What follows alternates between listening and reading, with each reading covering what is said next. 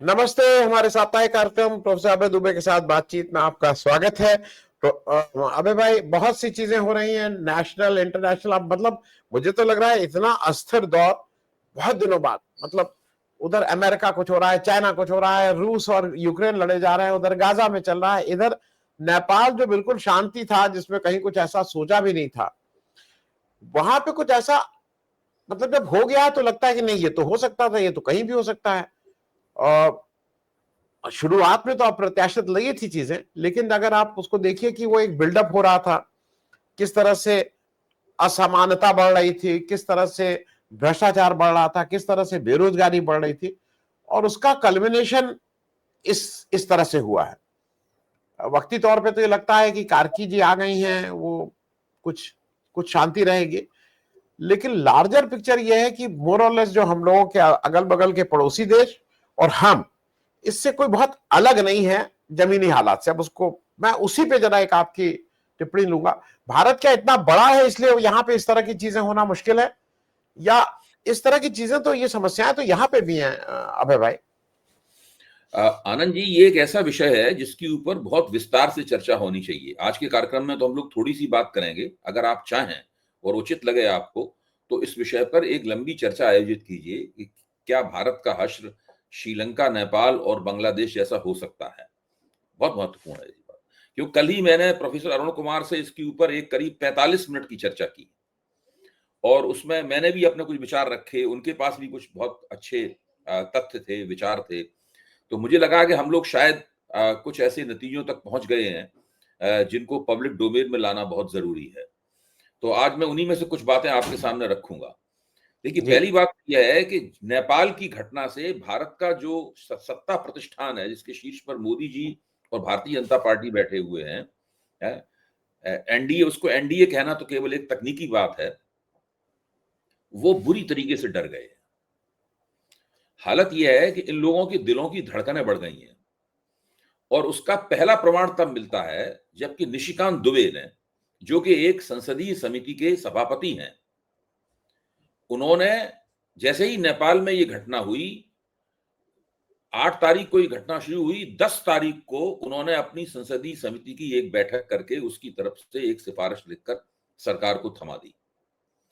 और उस सिफारिश में स्पष्ट रूप से लिखा गया है कि राष्ट्र विरोधी तत्वों, अराजकता फैलाने वाले तत्वों और विदेशी टूल किट का इस्तेमाल करने वाले तत्वों को रोकने के लिए जरूरी है कि हम लोग फेसबुक, व्हाट्सएप, इंस्टाग्राम, इन सब के ऊपर एक प्रतिबंधों का एक पूरा सिलसिला बाकायदा तैयार करें और इनके ऊपर प्रतिबंध लगाएं।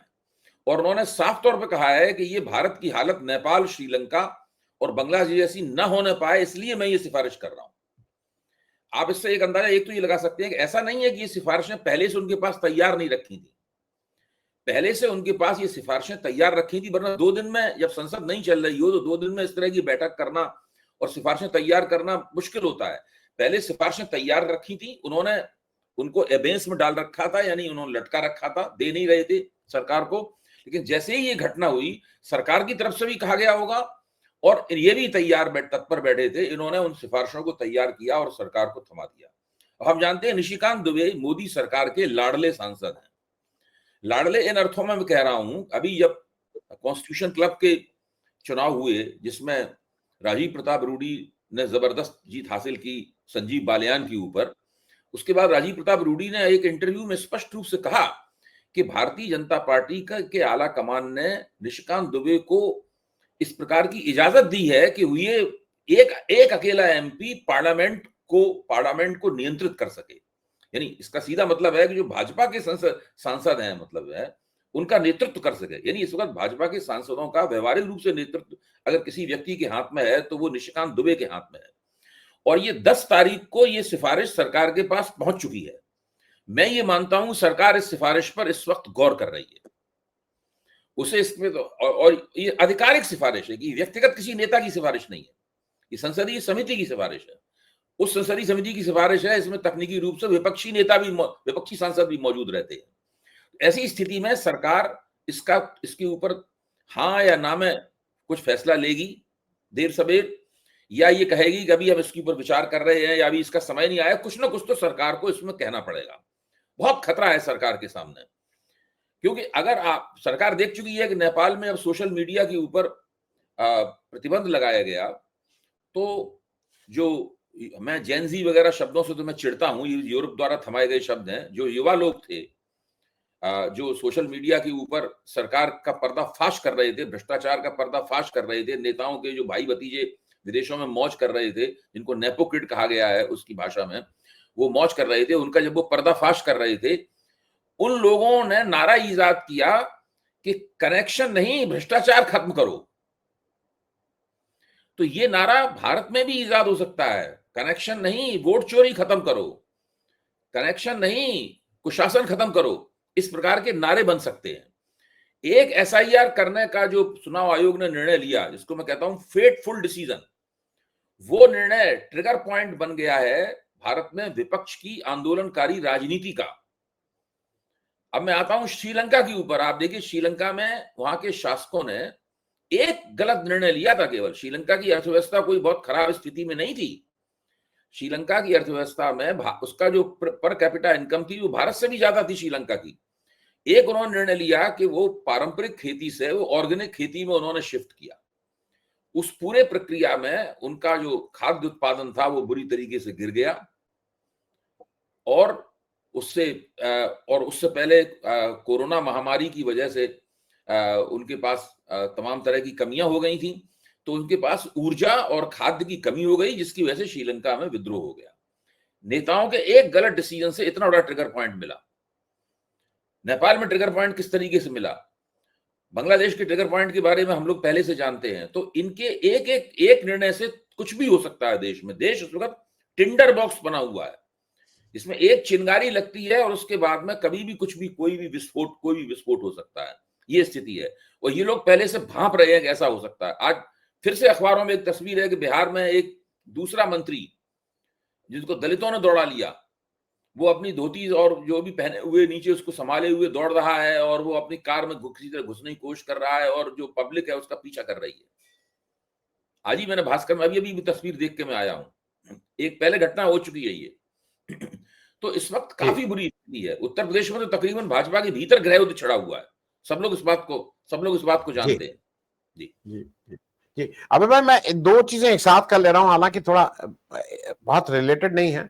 एक तो आज बहुत बहुत दिनों से बहुत प्रतीक्षित यात्रा पे मोदी जी अंतोगत्वा मणिपुर जा रहे हैं। मिजोरम पहुंच गए, मणिपुर पहुंच जाएंगे। लेकिन जैसा अभी तक लग रहा है कि वो कोई स्थायी तो समाधान नहीं मिल रहा है माइतीज और कुकीज का, लेकिन दोनों लोगों को कुछ कुछ देंगे। समाधान तो वहां कब इलेक्शन होना चाहिए, ये जल्दी से इलेक्शन करवाए। मणिपुर पे बहुत देर में आए हैं और अभी भी कोई लॉन्ग टर्म नहीं दिख रहा है। इसके साथ में इसलिए एक और प्रश्न जोड़ दे रहा हूं, वो डायरेक्टली नहीं रिलेटेड है। ये जब नेपाल हुआ उसके बाद एक डीप स्टेट यहां पे चलाया गया बहुत कस के सरकार की तरफ से कि डीप स्टेट तैयार हो गई और सीआईए एजेंट आ गए हैं, और ये इस तरह की बात है। ये बात तो मणिपुर में भी लागू हो रही थी, डीप स्टेट। मैं इसको जरा कि मणिपुर की समस्या को प्रधानमंत्री गए हैं, जरूर कुछ ना कुछ अच्छा होना चाहिए, होगा। और दूसरी तरफ डीप स्टेट जो है वो अपना काम तो इन सारी जगहों पे कुछ ना कुछ अगर है, जिसको देखिए, जहां तक डीप स्टेट का सवाल है, भारतीय जनता पार्टी के कुछ मुखर लोग जो भारतीय जनता पार्टी से सांगठनिक रूप से जुड़े हुए हैं, उनके वीडियो काफी लंबे अरसे से सोशल मीडिया पर घूम रहे हैं। उसमें एक वीडियो ये बताता है कि सीआईए भारत की सरकार गिराने की 6 कोशिशें कर चुकी है 2024 के बाद में। इस प्रकार की बातें कही जा रही हैं। उसमें डीप स्टेट का शब्द बार बार आता है। मैं इस डीप स्टेट के मसले को दूसरी तरह से देखता हूं। मेरा मानना है कि भारत में अगर कोई डीप स्टेट है तो वो राष्ट्रीय स्वयंसेवक संघ है। मतलब आपको क्या है भारत में डीप स्टेट? अगर कोई डीप स्टेट है तो वो राष्ट्रीय स्वयंसेवक संघ है, क्योंकि मणिपुर की समस्या जो है जिस डीप स्टेट की वजह से भड़काई गई है, वो तो राष्ट्रीय स्वयंसेवक संघ ने भड़काई है समस्या। भाई, मणिपुर की समस्या किसने भड़काई? ऐसी बात। देखिए, हमेशा अल्पसंख्यकों और बहुसंख्यकों के बीच में एक तनाव रहता ही है, सब जगह रहता है। और जो सीमाई प्रांत होते हैं वहां पर उस तनाव की शक्ल, जैसे आसाम है, मणिपुर है, उस तनाव की शक्ल कुछ और अलग तरीके की होती है। अच्छा, सारे देश में अगर आप देखें तो जो ईसाई अल्पसंख्यक, वहां मुसलमानों से कोई झगड़ा नहीं हो रहा है मणिपुर में, है? जो ईसाई अल्पसंख्यक वर्ग है, ईसाई अल्पसंख्यक वर्ग कोई ऐसा कोई मुसलमानों की तरह एक आक्रामक सत्ता पे कब्जा कर लेने की, ये सत्ता में हिस्सा मांगने की राजनीति नहीं करता है ईसाई। उसके बारे में कोई दिक्कत भी नहीं। मोदी जी को भी ईसाई पादरियों से मिलने और उनके चोगे और उनकी टोपियां पहनने में कोई आपत्ति नहीं है। संघ भी उन्हें इस काम से करने के लिए नहीं रोकता। उनकी हिंदुत्ववादी राष्ट्रवादी विचारधारा भी इस काम को करने के लिए उनको नहीं रोकती। लेकिन मणिपुर में राष्ट्रीय स्वयंसेवक संघ नामक डीप स्टेट ने, मैं बार बार कहूंगा डीप स्टेट कहूंगा, पहले मैं इसको कहता था कि गैर संवैधानिक सत्ता केंद्र है, अब मैं उसको डीप स्टेट कहूंगा। इस डीप स्टेट ने वहां पर एक नमूना बनाया ताकि सब लोग, सारे देश के अल्पसंख्यक उससे एक सबक सीखें कि अगर आप बहुसंख्यकों का रास्ता काटेंगे तो आपको फिट कर दिया जाएगा, मार मार के आपको कोने में धकेल दिया जाएगा। लेकिन इसमें यह उन्हें अंदाजा नहीं था कि उनकी तरफ से इतना ज्यादा विरोध होगा और वो भी उसी तरीके से, उसी मिलिटेंट और जुझारू तरीके से लड़ने लगेंगे। तो जो वीरेंद्र सिंह थे, वीरेंद्र सिंह को यही काम थमाया गया था और उस जिम्मेदारी को उन्होंने बढ़िया तरीके से राष्ट्रीय स्वयंसेवक संघ के लिहाज से खूब अच्छी तरीके से पूरा किया। और उसको पूरा करके उन्होंने, वीरेंद्र सिंह ने उस मुकाम पे वीरेंद्र सिंह और गृह मंत्रालय की मिलीजुली कार्रवाई थी ये। इस संयुक्त कार्रवाई में, और राष्ट्रीय स्वयंसेवक संघ की देखरेख में हो रही थी। इस कार्रवाई में जब संघ ने बीच में आपत्ति की थी कि मणिपुर जल रहा है, मोहन भागवत ने अपने वक्तव्य में कहा था कि मणिपुर जल रहा है, उसका कोई निदान क्यों नहीं किया गया। तो आप क्या समझते हैं कि मणिपुर में जो जाति हिंसा हो रही थी इससे वो दुखी थे? नहीं, वो इससे दुखी नहीं थे। वो सरकार को इसलिए डांट रहे थे कि भाई आपने अभी तक हमारी जो योजना थी उसको ठीक से लागू क्यों नहीं किया। आखिरकार क्यों वहां पर अभी तक जो अल्पसंख्यक हैं वो इतने ताकतवर बने हुए हैं कि वो मैतेइयों को, जो वहां के बहुसंख्यक हिंदू हैं, उनको चुनौती अभी तक दे रहे हैं। अभी तक आपने ऐसा बंदोबस्त वहां क्यों नहीं किया, सुरक्षा बलों की मदद से, सरकार की मदद से, गृह मंत्रालय की मदद से, जासूसी संस्थाओं की मदद से, कि पूरी तरीके से उनका जो प्रतिरोध था, उनका जो रेजिस्टेंस था वो ध्वस्त हो जाता। उनका रेजिस्टेंस ये ध्वस्त नहीं कर पाए। अब काफी दिन तक रक्तपात और 300 से ज्यादा लोगों की मौत जो घोषित है, मरे तो और भी ज्यादा लोग होंगे, और तमाम विवाद पैदा होने के बावजूद एक बार इस मामले में संसद में अविश्वास प्रस्ताव भी आ चुका है, और वो 2024 के चुनाव से पहले आया था विश्वास प्रस्ताव। उसमें देखिए क्या क्या डींगे मारी थी अमित शाह और नरेंद्र मोदी ने। हम लोगों को उनको दोबारा याद करना चाहिए और बताना चाहिए कि अमित शाह और नरेंद्र मोदी ने वहां क्या क्या डींगे मारी थी। अब नरेंद्र मोदी वहां पर जा रहे हैं, 5 घंटे का कुल दौरा है। ये 5 का अक्षर बड़ा दिलचस्प है। जब नरेंद्र मोदी की मां को गाली दिए जाने के सवाल पर बिहार में बंद किया गया था, वो भी 5 घंटे का बंद था, 5 घंटे से ऊपर का बंद नहीं था। मणिपुर जा रहे हैं, वो भी 5 घंटे का दौरा है केवल। तो लगता है किसी जोशी वगैरह ने बताया है कि 5 के अंक पे विश्वास करो। बहरहाल जो भी हो, अब वहां जा रहे हैं। अब आप देखिए काम करने का तरीका वही है। मणिपुर के लिए कोई विशेष नीति इन्होंने नहीं सोची है। जाएंगे वहां पे और सौगात देंगे। इस पूरे देश को सौगात देते रहते नहीं है, 2 योजनाओं की सौगात देंगे, 2 रैलियां करेंगे 5 घंटे के दौरान और वहां से चले आएंगे। कुकियों का एक ऐसा प्रतिनिधिमंडल जो कि भाजपा ने ही तैयार किया होगा, उस प्रतिनिधिमंडल को उनसे मिलाया जाएगा, तस्वीरें खींचेंगी और गोदी मीडिया पर जय जयकार होगी, बल्ले बल्ले होगी कि नरेंद्र मोदी ने वहां जाते ही जादू की छड़ी घुमा दी और समस्या हल हो गई। पता नहीं नागाओं से मिलेंगे कि नहीं मिलेंगे, क्योंकि नागाओं से मिलना भी जरूरी है कि नागाओं ने वहां पर वो एक बुक कर रखा है, बैरिकेड लगा रखे हैं नागाओं ने, एक ट्रेड बैरियर लगा रखा है नागाओं ने। वो प्रधानमंत्री के दौरे की घोषणा के बाद ही वहां पे हुआ है। तो मेरा मानना है कि मणिपुर की समस्या का समाधान अभी दूर है।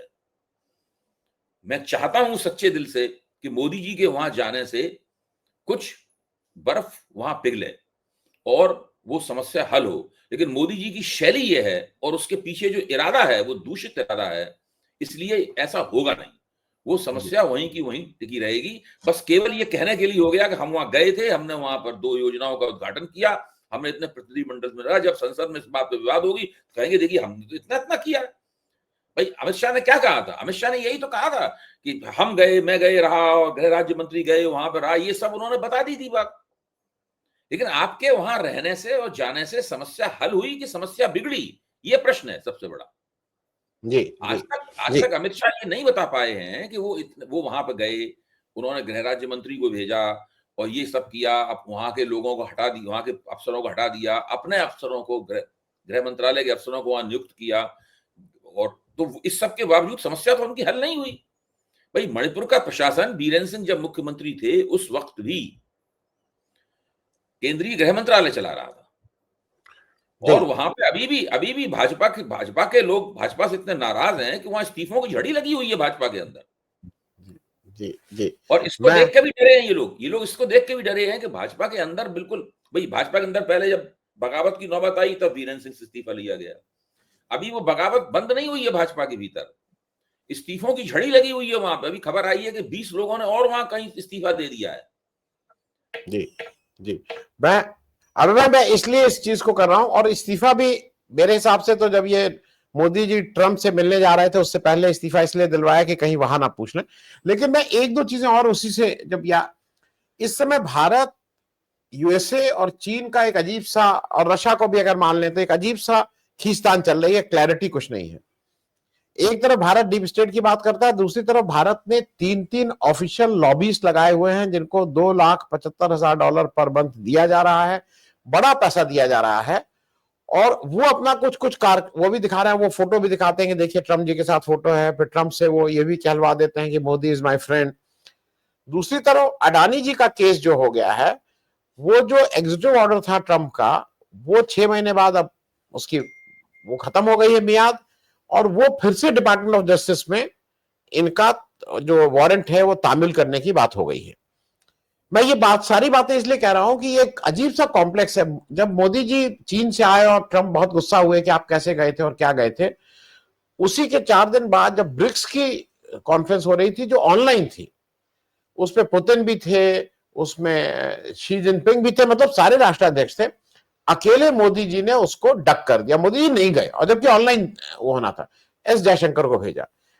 इस सारे उसमें ये अमेरिका कुछ दे नहीं रहा है। ये जरूर है कि लॉबीस्ट इतना करवा दे रहे हैं कि Modi is my friend, India बहुत अच्छी बड़ी डेमोक्रेसी, ये सब बातें तो करवा दे रहे हैं। तो वो लॉबिंग जब वहां काम कर रहे हैं तो वो डीप स्टेट नहीं है क्या, वो लॉबिस्ट? देखिए, न तो ट्रम्प से इनको कुछ मिलेगा, न पुतिन से इनको कुछ मिलेगा, और न शी जिनपिंग से इनको कुछ मिलेगा, तीनों से कुछ नहीं मिलेगा। उसकी एक वजह है, और उसका प्रमाण मैं एक दे देता हूं बिल्कुल ताजा। ये शंघाई सहयोग संगठन की बैठक में गए थे वहां पर, और वहां पे उन्होंने शी जिनपिंग और पुतिन के साथ में हंसते मुस्कुराते हुए, कहकहे लगाते हुए, कुछ हाथों के इशारे वगैरह करते हुए, कुछ बड़ी अनुकूल किस्म की तस्वीरें इन्होंने हिंदुस्तान के मीडिया में प्रसारित करवाई। वहां से ये अगले दिन होने वाली जो उनकी विक्ट्री डे की परेड थी उसमें शामिल हुए बिना लौट आए, क्योंकि क्वाड के देशों ने चूंकि उसमें जाने से मना कर दिया था, तो ये 2 नावों में पैर रख के चलने की कोशिश कर रहे थे, तो उन्होंने क्वाड के पक्ष में, अगर क्वाड वाला मसला नहीं होता तो शायद ये अगले एक दिन और रुक जाते, उस विक्ट्री परेड में भी भाग लेते। अब हुआ क्या है कि शी जिनपिंग ने मोदी के मुंह पर एक थप्पड़ मारते हुए पाकिस्तान को शंघाई सहयोग कारपोरेशन की तरफ से बनाया गया जो आतंकवाद निरोधक कमेटी है, जो आतंकवाद के खिलाफ संघर्ष करने वाली कमेटी है, पाकिस्तान को उसका सदर बना दिया है। आप सोचिए, इस वक्त पाकिस्तान एससीओ की तरफ से जो कमेटी है आतंकवाद के विरोध में जो काम करेगी, देखरेख करेगी, उसकी उसकी उसकी उसकी अध्यक्षता पाकिस्तान के पास है, और भारत भी एससीओ का मेंबर है। अभी मोदी जी बड़े उत्साह से वहां पर भाग लेके आए हैं।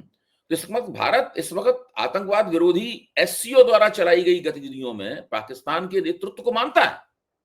इसका सबसे बड़ा, और इसका मतलब और क्या हुआ, कोई भाजपा समर्थक मुझे बताए सोच के इसका और क्या मतलब हो सकता है। नहीं, और इस बात को हिंदुस्तान में दबाया जा रहा है, इस बात को आगे बाहर निकलने नहीं दिया जा रहा है उसमें जी। तो शी जिनपिंग ने तुरंत मोदी को अपमानित किया, और वो इसी बात से चिड़े हुए होंगे कि जब मैंने कहा कि 3 तारीख को रुक जाओ, परेड में भाग लेके जाओ, सारे लोग भाग ले रहे हैं परेड में, ये वहां से चले आए, इस बात से वो चिढ़ गए होंगे। मैं देखता हूं इनको, और पाकिस्तान को वो काम दे दिया, दरअसल भारत को मिलना चाहिए था वो काम। अगर शी जिनपिंग से इनके अच्छे संबंध होते तो वो उस कमेटी की सदारत भारत को भी दे सकता था। उसमें भाई शंघाई सहयोग कारपोरेशन में तो, संगठन में तो सब कुछ चीन ही करता है ना, चीन ही तय करता है हर एक चीज उसके अंदर। आप सवेरे चाय कौन सी पिएंगे, मट्ठा पिएंगे कि आप चीनी जूस सूप पिएंगे, वो चीन तय करता है। तो ये जो स्थिति है, इनको कुछ नहीं मिलेगा। जब ये बता रहे हैं कि लॉबिस्ट के जरिए जब ये ट्रंप से कुछ अनुकूल बातें कहलवा रहे हैं, लेकिन साथ में ये भी खबर आ रही है कि ट्रंप ने यूरोपीय यूनियन से कहा है कि भारत के ऊपर 100% टैरिफ लगाओ, 100% टैरिफ लगाओ। आप सोचिए, अगर भारत के ऊपर यूरोपीय यूनियन ने भी टैरिफ लगा दिया और बड़ा टैरिफ लगा दिया, तो उससे क्या होगा कि अमेरिका से होने वाली निर्यात आमदनी तो इनकी घपले में पड़ी हुई है। जो यूरोप को जो निर्यात होता है वो भी इनका घपले में पड़ जाएगा। तो इनको कहीं से कुछ नहीं मिलने वाला है। पूरा दक्षिण एशिया जो है ना, नेपाल की घटनाएं बताती हैं, इससे पहले बांग्लादेश और श्रीलंका की घटनाएं बताती हैं कि पूरा दक्षिण एशिया अमेरिका और चीन की प्रभुत्व की होड़ में फंसा हुआ है, और इसमें भारत की भूमिका नगण्य है। भारत की कोई भूमिका नहीं है यहाँ पे। मैं अरुण कुमार जी की इस बात से सहमत हूं कि अमेरिका ने कुछ चीन के ऊपर बढ़त जरूर हासिल कर ली है, श्रीलंका में, बांग्लादेश में और नेपाल में, लेकिन अभी पूरी तरीके से चीन, ऐसा नहीं है कि चीन ने अपने कदम वापस खींच लिए हो, क्योंकि चीन का इन देशों के ऊपर बहुत जबरदस्त कर्जा है। चीन ने बहुत पैसा दिया है इन लोगों को। तो पूरी ये स्थिति ये है कि चीन और अमेरिका आपस में टकरा रहे हैं। वो पूरे दक्षिण एशिया को अपनी गिरफ्त में लेना चाहते हैं, और मोदी जी एक घटिया किस्म के, जलील किस्म के बाइलेटरलिज्म में फंसे हुए हैं, एक बहुपक्षीयवाद में फंसे हुए हैं। अब हम लोगों ने शायद, मुझे याद पड़ता है कि पब्लिक इंडिया के मंच में पिछली बार कहा था कि ये बाइलेटरलिज्म जो होता है ये तभी तक चलता है जब तक कि सभी देश बाइलेटरल बने रहना चाहते हो। अगर आपके साथ जो हाथ मिला रहा है बाइलेटरलिज्म के तहत, वो किसी दूसरे देश के साथ में एक सौदा निकालने की कोशिश कर रहा है, जैसे ही वहां पे वो डील कट करेगा, वो आपको ठन गोपाल छोड़ के वहां से चला जाएगा। तो ये ऐसी स्थितियां बनी हुई हैं इस वक्त। भारत सरकार, भारत की विदेश नीति बहुत ही कमजोर विकेट पे बल्लेबाजी कर रही है। मैं कहूँ कमजोर भी नहीं, इससे ट्रेशरस विकेट है, बहुत ही ऐसा विकेट है जिसमें बॉल बाउंस भी कर रही है, टर्न भी कर रही है बॉल, और नीची भी रह रही है, सब कुछ हो रहा है। नहीं, मेरे हिसाब से तो पिच भी खुदी हुई है। अबे भाई, मैं एक और चीज ऐसा है कि जिसपे बहुत चर्चा नहीं हुई है, लेकिन मैं उसका एक और परिप्रेक्ष्य से देखना चाहूंगा आपका एक रिमार्क। कल पेपर में आया कि राहुल गांधी पिछले 5-6 साल में उनको 12 बार के 9 बार सीआरपीएफ ने वार्न किया है कि आप भाई सिक्योरिटी कॉर्डन तोड़ के निकल जाते हैं, फलाना कर देते हैं, ये सब चीजें आई हैं।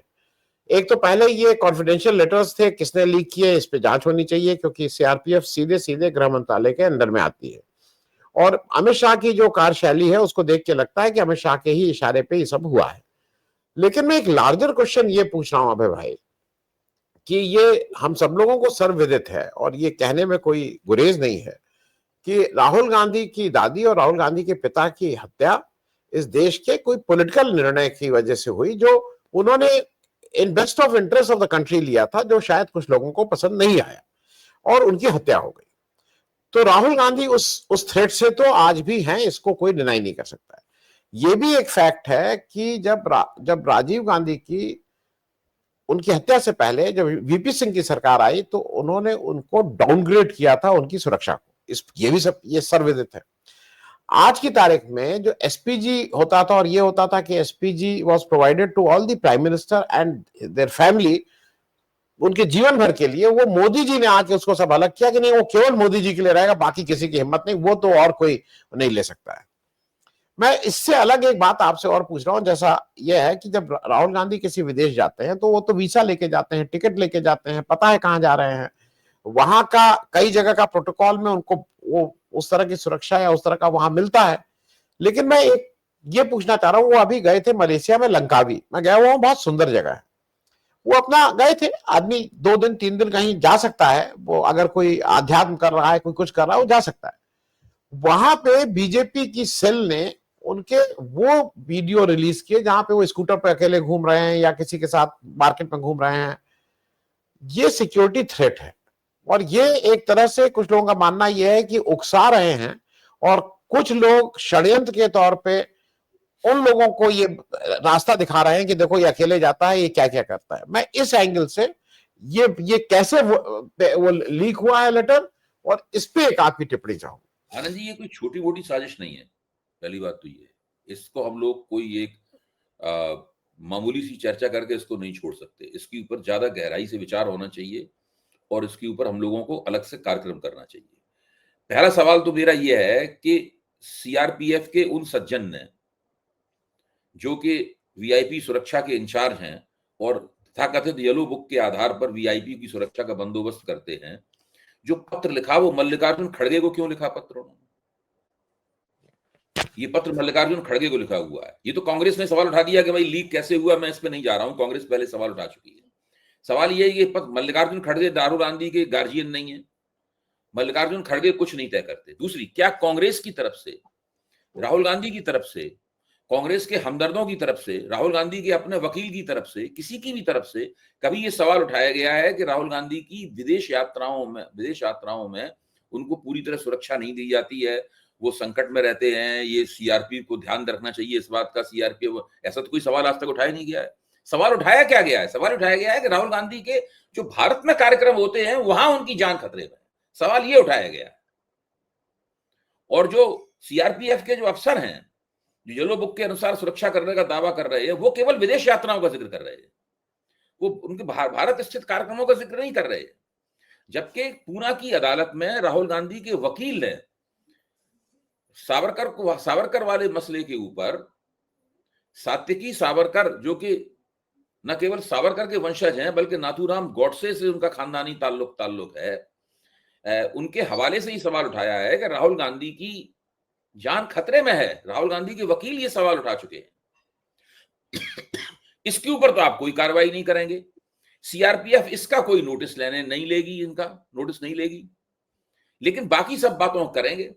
अब राहुल गांधी एक ऐसे नेता हैं जो कि मोदी की तरह जनता से दूरी कायम करके नहीं चलते।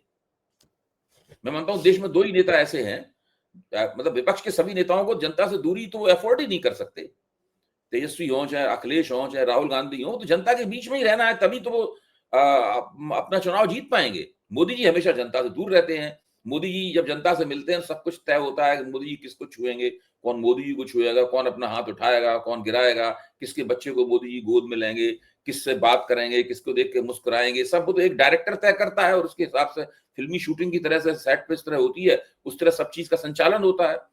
राहुल गांधी तो चाहे पब्लिक के बीच में पैदल चल रहे हो, चाहे उनके साथ बैठे हुए हो, चाहे वो खेतों में हो, चाहे मोची की दुकान पे हो, चाहे रोड शो में कार के ऊपर चल रहे हो, किसी से कोई भी उनका हाथ पकड़ लेता है, किसी के कंधे पे वो हाथ मार देते हैं, किसी के कान में वो फुसफुसाते हैं, कोई उनसे बात करता है, बच्चे उनकी गोदी में चढ़ जाते हैं, उनसे संवाद स्थापित करते हैं। तो राहुल गांधी का जनता से तो बिल्कुल रोज का नजदीकी किस्म का रिश्ता है। सवाल यह है कि एक ऐसे नेता को जिसके परिवार में 2 प्रधानमंत्री मौत के घाट उतारे जा चुके हों, उसकी इन परिस्थितियों में सुरक्षा कैसे की जाए, ये सीआरपीएफ जैसी सुरक्षा एजेंसी को इसका एक अलग से प्रोटोकॉल बनाना चाहिए। ऐसा प्रोटोकॉल बन जाएगा तो विपक्षी सरकारी लोग तो सरकारी स्टाइल में जनता से संबंध स्थापित करते, मोदी जी जैसे करते हैं। मोदी जी का मामला तो और भी विकट है, लेकिन इससे ये होगा कि जो लोग जनता के बीच में रहते हैं और उन्हें सुरक्षा भी मुहैया करानी है, तो उसका एक बार प्रोटोकॉल बन जाएगा, एक बार स्टैंडर्ड ऑपरेटिंग प्रोसीजर्स उसके बन जाएंगे, तो उससे सारे विपक्ष के नेताओं की सुरक्षा सुनिश्चित की जा सकेगी। लेकिन ऐसा कुछ करने की बजाय सीआरपीएफ, पता नहीं क्यों, करना नहीं चाहिए था उन्हें, ये अमित शाह और भाजपा का जो आईटी सेल है उसका खेल खेल रही है। सीआरपीएफ का ये जो पत्र लिखा गया है, इससे भारतीय जनता पार्टी को कई तरह के मौके मिलते हैं राहुल गांधी की निंदा करने के। एक तो ये मौका मिलता है कि ये आदमी बहुत ज्यादा विदेश यात्राएं करता है, क्योंकि उस पत्र में बाकायदा तारीख वाइज राहुल गांधी की विदेश यात्राओं का जिक्र है। इस पत्र को जल्दी ही गोदी मीडिया पर प्रमाण की तरह पेश किया जाएगा कि राहुल गांधी जो हमेशा विदेश यात्राएं और विदेशों में छुट्टी ही मनाते रहते हैं, ये सीआरपीएफ ने लिखा है। दूसरा, राहुल गांधी को एक बार फिर से गैर जिम्मेदार बताने के लिए तर्क उन्हें मिल जाएगा।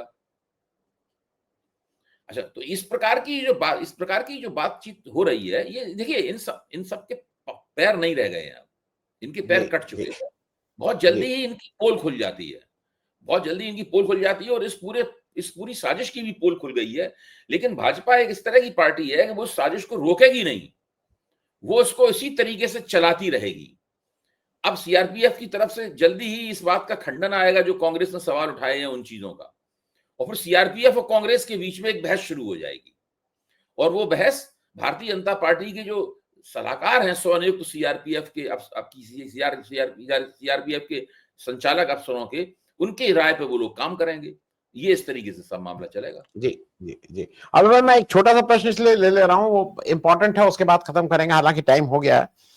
नहीं, और एक और चीज मैं कह दूं, मोदी जी के उसमें यह भी है कि ये भी डिसाइडेड रहता है कौन रोएगा, कितना रोएगा, देश में कौन रोएगा, विदेश में कौन रोएगा। जायसवाल जी बिहार में ऑनलाइन मीटिंग देख के मोदी वो जार जार आंसू रो रहे थे भाई, जो बिहार के अध्यक्ष हैं। तो कोई महिला विदेश में जाके रोने लगती है कि मोदी जी को छू लेने दो, मोदी जी को छू लेने दो। एक और इस समय ये इसलिए आवश्यक है कि इस देश का एक बाबा रामदेव हुए, फिर बाबा रामदेव से वो लाला रामदेव हो गए, अब लाला रामदेव से वो फ्रॉड राम पतंजलि की तरफ बढ़ रहे हैं। उनके जो बालकृष्ण हैं, जो उनके साथी हैं, और जिनका अभी भी ये मामला बहुत ठीक नहीं, मतलब लास्ट नहीं हुआ है कि वो नेपाल के सिटीजन है कि यहाँ के सिटीजन है, वो अभी भी चलता रहता है, उसमें घालमेल है, मतलब उसमें मिलावट है। वो भाई साहब, अब जिस तरह से कल एक इंडियन एक्सप्रेस में बड़ी रिपोर्ट निकली है कि किस तरह से बेईमानी से उन्होंने, एक ही व्यक्ति ने, इन्हीं की कंपनी, 3 कंपनियों ने टेंडर देके वहां पे एक बड़ा 142 एकड़ का एक जो सर जॉर्ज प्लेस है उसको हथियाया है, और उस पर सब कुछ, मतलब वो टोटल धोखाधड़ी है। मैं उस पर एक छोटी टिप्पणी आपको करके इसको खत्म करूंगा कि अब तो सारी चीजें, चुनाव आयोग के संदर्भ में एक चेतावनी दी है, और वो चेतावनी ये है कि आप कहीं भी छिप जाओगे, रिटायर हो जाओगे, हम आपको ढूंढ निकालेंगे। ये चेतावनी है ना राहुल गांधी की। ये चेतावनी, अगर बाबा रामदेव में जरा भी बुद्धि बाकी है, और बिल्कुल वो भारतीय जनता पार्टी की जो उन्हें लगातार मदद मिल रही है सत्ता की, उससे पगला नहीं गए हैं, तो उनको ये चेतावनी सुननी चाहिए। क्योंकि जिस प्रकार का फर्जीवाड़ा करके उन्होंने अपना पूरा सब काम ये किया है, और इंडियन एक्सप्रेस ने उसकी बिल्कुल पोल खोल दी। इससे पहले भी उनकी कई बार पोलें खुल चुकी हैं, सुप्रीम कोर्ट में न जाने कितनी बार उन्हें डांट पड़ चुकी है। वो झूठे विज्ञापन देते हैं, बहुत सांप्रदायिकता फैलाने वाले विज्ञापन देते हैं, इन सब चीजों की उनकी पोल खोल चुकी है। राहुल गांधी की चेतावनी के दायरे में ये लोग भी आते हैं। देखिए, देश में सत्ता परिवर्तन कब होगा मैं नहीं कह सकता, लेकिन होगा जरूर, और जल्दी होगा। उस सूरत में जिन लोगों की, जो लोग खींचे जाएंगे, पकड़े जाएंगे, और जिन लोगों को कटघरे में खड़ा किया जाएगा, उसमें ये लोग भी शामिल हैं। कटघरे में बहुत लोगों को खड़ा किया जाना बाकी है, और सूची बन चुकी है, उसमें ये लोग भी शामिल हैं। जी जी, बहुत बहुत धन्यवाद प्रोफेसर साहब बातचीत करने के लिए। थैंक यू सो मच, बहुत बहुत धन्यवाद।